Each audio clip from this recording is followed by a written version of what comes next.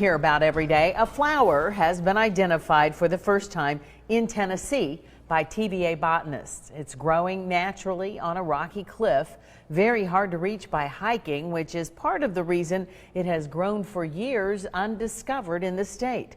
Channel 3's Allison Pryor took a trip to see it.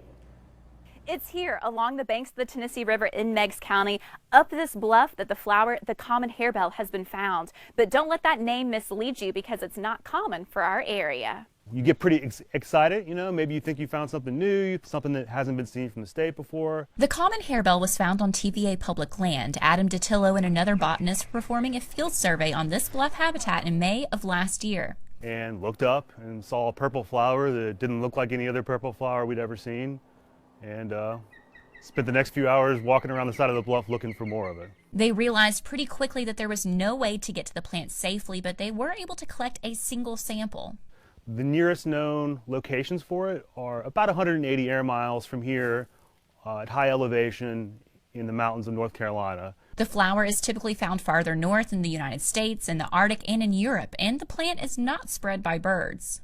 Given that it grows in more northern latitudes, in much colder climates, I suspect it's been here since the climate has been much colder than it is right now. Potentially as cold and long ago as the Ice Age. The scientists won't ever really know, but thanks to drones launched on June 1st of this year, they do have a much better view of the common harebell, with their long narrow leaves and purple bell-shaped flower.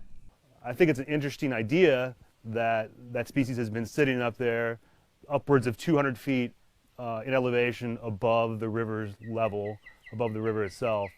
And it's been sitting there for thousands of years, and all the changes that have happened during that time. Simply knowing its presence in Tennessee has value from a conservation perspective. It's important for people to know that there's still places we can explore. Some of those places are in our own backyard. We don't need to go to the Amazon. We don't need to go to the Grand Canyon, because public lands in East Tennessee have wonderful, amazing sights to see. TVA conservation efforts will continue surveying land to identify endangered species and new ones. Reporting from Meigs County, Allison Pryor, Channel 3 Eyewitness.